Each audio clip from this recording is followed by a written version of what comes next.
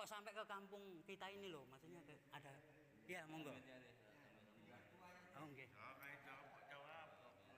Nggih. Hadirin, saudara-saudara muslimat. Alhamdulillah Allah jadikan kita ini umat yang bersuku-suku, berbangsa-bangsa. Nggih. Dan kita ini diperintahkan untuk saling kenal mengenal, dita'aruf dan bersilaturahim. Sebenarnya Allah berfirman, innamal mu'minun ikhwah. Sebenarnya saudara dan kalian ini bersaudara, bukan saudara kandung, tapi saudara seiman, se-Islam, yang diikat dengan kalimat yang mulia di hati kita. Kalimat la ilaha illallah. Maka saudara ini ada hak dan kewajibannya. Bila jauh kita saling doakan. Seperti mana wajib ya khatib Jumat menyampaikan doa. Allahumma ighfir lil mu'minin wal mu'minat wal muslimina wal muslimat al-ahya'i minhum wal amwat. Juga dalam salat wa ala ibadillahi sholihin. Jadi doa kepada sekalian saudara-saudara kita. Kaum muslimin lah. Jadi kalau jauh saya doakan. Dan kalau dekat, maka harus kunjung-kunjung. Bersilaturahim. Dan bersatu ini perintah Allah yang banyak sekali keuntungan yang didapatkan. Bila saudara saat ketemu saudara ucapkan salam, Assalamualaikum, sempurna dengan jabat tangan, maka dosa-dosa di antara keduanya Allah hapuskan. Dan kata Nabi SAW, maukah aku berikan satu amalan yang dengannya kalian akan berkasih sayang? Tebarkan salam, aksus salam bainan. Tebarkan salam di antara kalian. Maka untuk mengamalkan perintah ini, maka perlu kita datang, ya, mengunjungi, ya.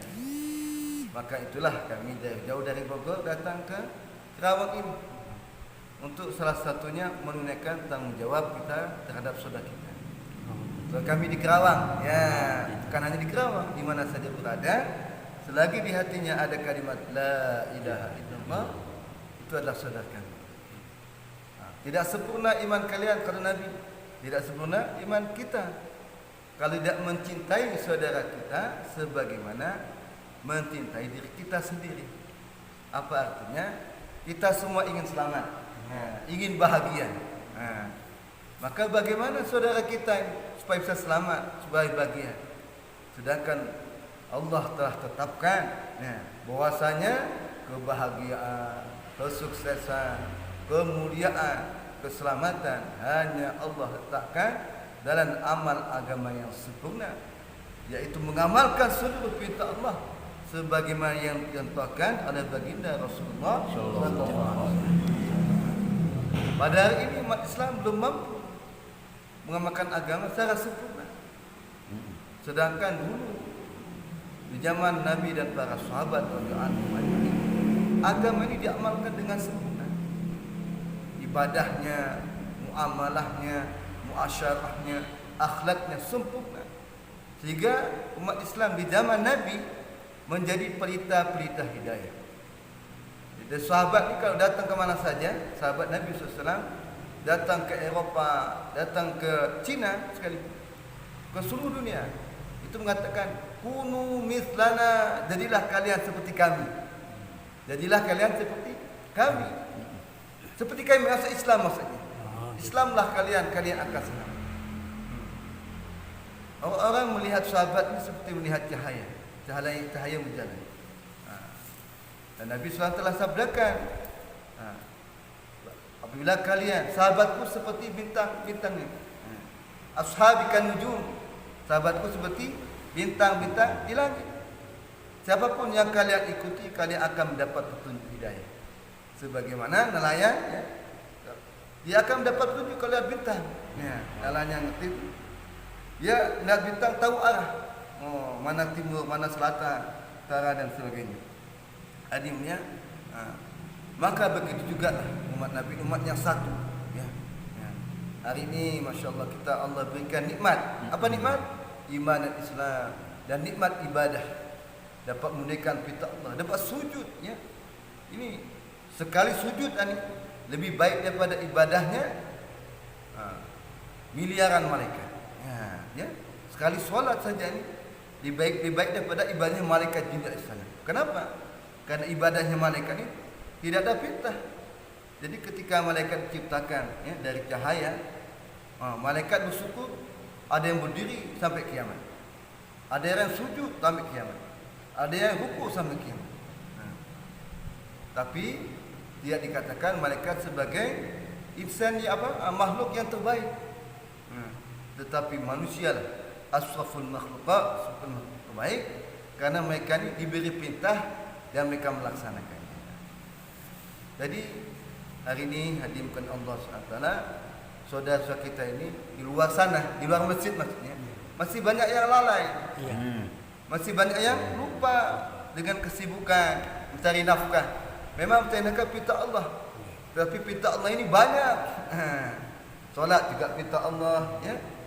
Berzikir juga perintah Allah, silaturahim juga perintah Allah. Katakan tidak beriman kamu, maksudnya tidak sempurna iman kamu kalau kamu kenyang sedangkan tetanggamu lapar. Iya. Maknanya kita harus bersilaturahim. Maknanya kita harus melihat kanan kiri kita. Kita ini makhluk sosial, umat Nabi. Hadirin, maka kali ini telah kita sudah diberikan taufik hidayah, dapat nikmatnya ibadah. Maka kita risau, kita doakan saudara kita yang belum dapat nikmat hidayah. Karena setiap waktu solat datang, ya, Allahu Akbar, Allahu Akbar, datang seruan malaikat. Ya. Malaikat berseru, dalam kitab katakan malaikat berseru, bangunlah anak Adam, padamkanlah api yang sedang Allah nyalakan untuk membakar diri kalian. Maka orang-orang pun bangun, berwudu, kemudian mengerjakan sunat. Maka dosa-dosa di antara dua waktu salat diampuni. Dari subuh, dari subuh ke isya diampuni. Dari duhur ke subuh diampuni. Dari asar ke duhur diampuni. Dari maghrib ke asar diampuni. Dari isya ke maghrib diampuni. Hadirin, jadi dari keterangan ini, saudara-saudara kita yang lupa dengan perkara agama ini, terlena dengan dunia, sibuk mencari nafkah. Seolah-olah mencari nafkah itu saja perintah Allah.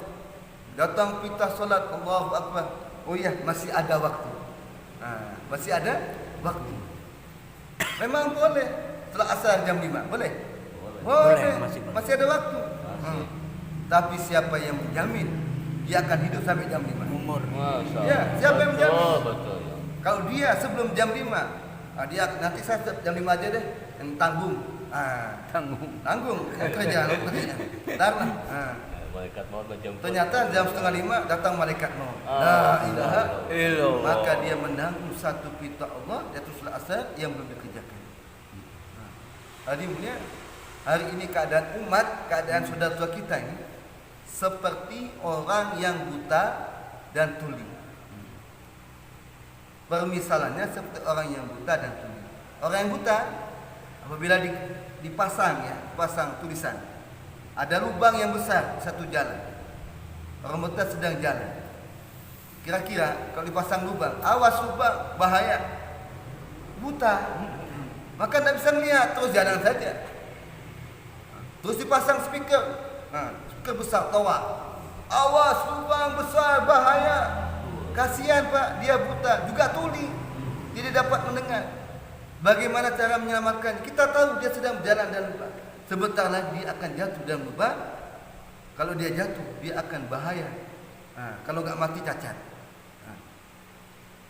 Maka dimulia kita harus datang kepadanya, pegang tangannya, bawa ke tempat aman. Begitulah berbisanya kata ulama saudara kita di luar masjid ini. Sibuk ya, yang dagang sibuk dagang, yang tuku. Jadi perintah Allah di akhir-akhirkan. Perintah Allah dikemudiankan. Padahal Allah yang ngasih rezeki, betul? Siapa yang ngasih rezeki? Allah Ar-Razzaq, Maha memberi rezeki. Selain Allah diberi rezeki. Allah Al-Malik, Allah yang memiliki, yang menguasai, yang mengatur.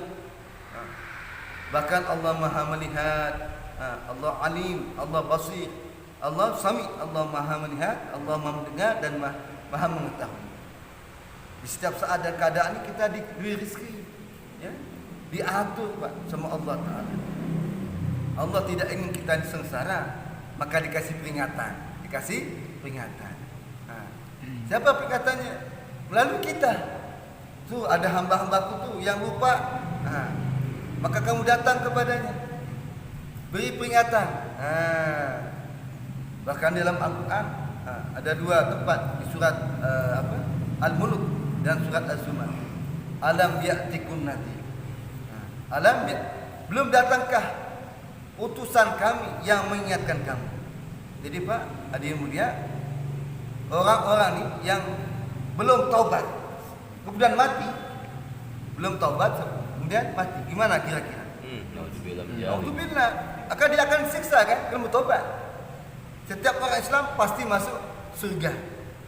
Tapi kalau belum tobat, gimana kita Pak? Dibersihkan dulu, diproses dulu, dikubur saja sudah kena hisab. Allah Akbar.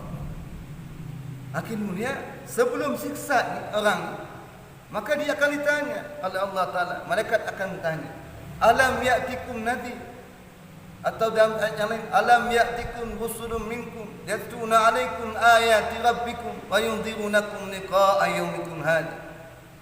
Belum datangkah utusan kami kepada kamu yang membacakan ayat-ayat kami, mengingatkan kamu tentang pertemuan hari ini?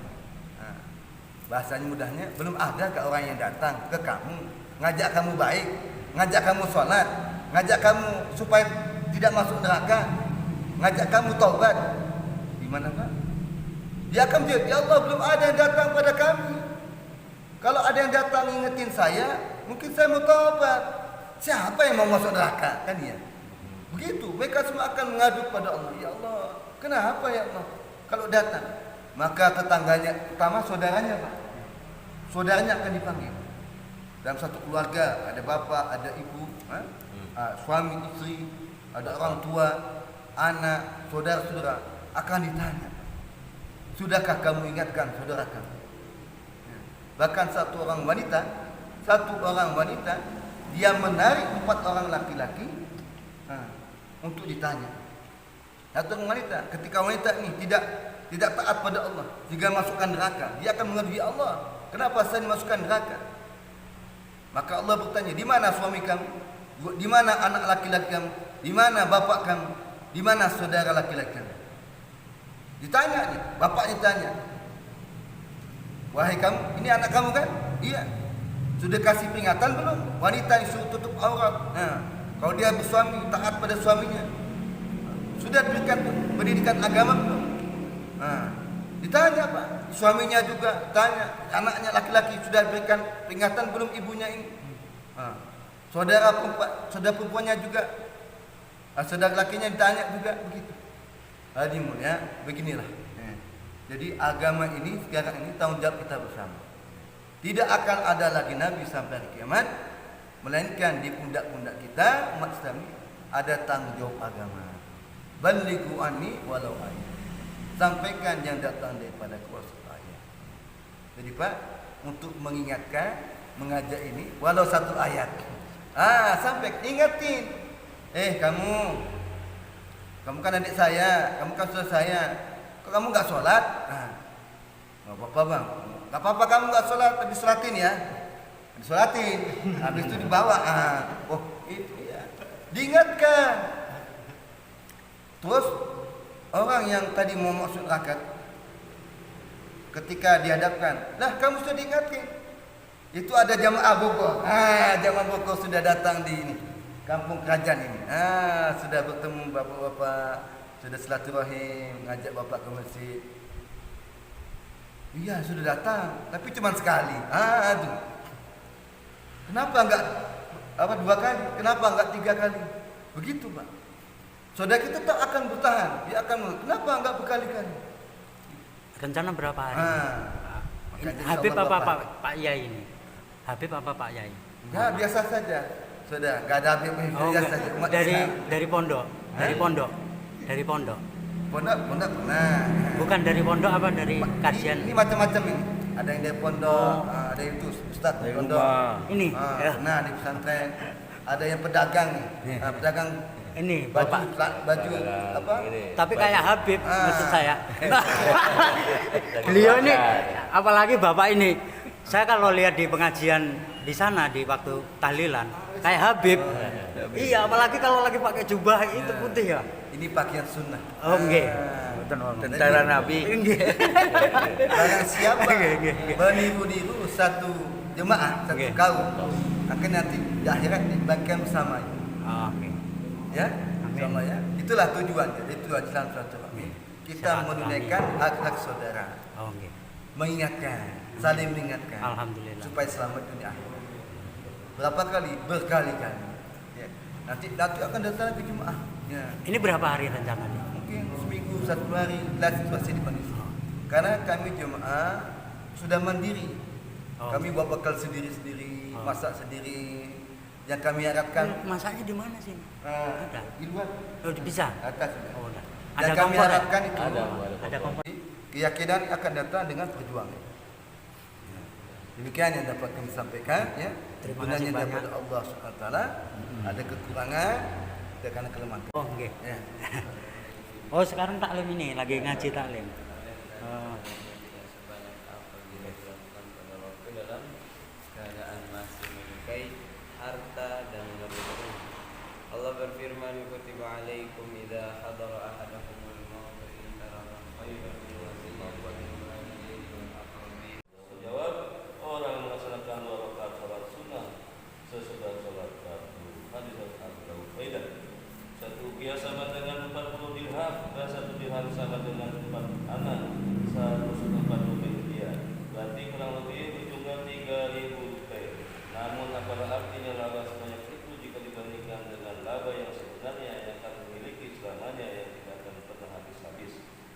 Inilah yang telah dikatakan oleh baginda Rasulullah SAW, pemimpin dunia akhirat. Andaikan kita melihatkan iman sehingga kita meyakini bahwa uang 3.000 rupiah tidak bernilai sedikit pun dibandingkan 2 rakaat sholat, maka hidup ini benar-benar akan menjadi tenang dan tentram. Memang benar sholat adalah suatu kekayaan yang besar. Inilah kita sangat benarkan satu hadis tentang sholat sunnah setelah sholat fardu. Dan hari ini setelah sholat asar tidak ada sholat fardu maka diganti dengan zikir.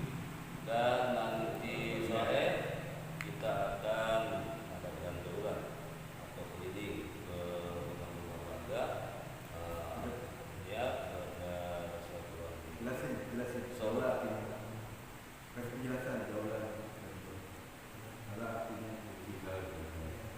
Daulah itu artinya keliling untuk mengunjungi saudara muslim kita. Sebenarnya untuk mengungkapkan hidayah yang ada dalam diri kita dan menarik hidayah ke seluruh alam. Dan insyaallah tuan-tuan dengan amal dan sampaikan. Insyaallah. Hadis kena ketemu dengan satu kata hadis. Subhanallah wa bihamdihi. Assalamualaikum warahmatullahi wabarakatuh.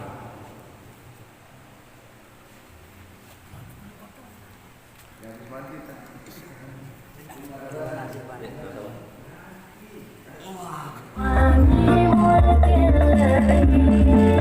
Kayuku Kalimantan, emas bayu ojo pacaran, timbangane foto pacaran, mending ayo so